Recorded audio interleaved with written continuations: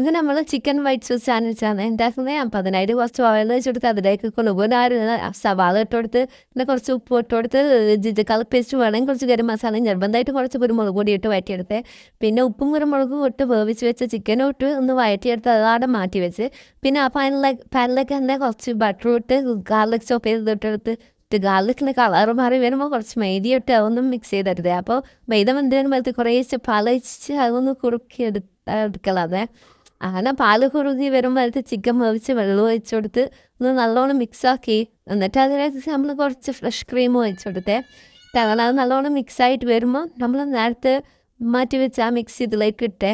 എന്നിട്ട് അങ്ങനെ അതെല്ലാം ഫുൾ മിക്സാക്കി മാറ്റി വെച്ച് എന്നിട്ട് പിന്നെ ഒരു ബ്രെഡ് എടുത്ത് അതിലേക്ക് ഈ മിക്സ് നല്ലോണം സ്പ്രെഡ് ചെയ്ത് കൊടുത്തേ. എന്നിട്ട് വേറൊരു ബ്രെഡ് എടുത്തിട്ട് അത് അതിൻ്റെ മേലെ വെച്ച് കവർ ചെയ്ത് കൊടുത്ത് അങ്ങനെ ഇതാ ഹലോ നമ്മൾ അതേപോലെ ചെയ്തെടുക്കുന്നുണ്ട്.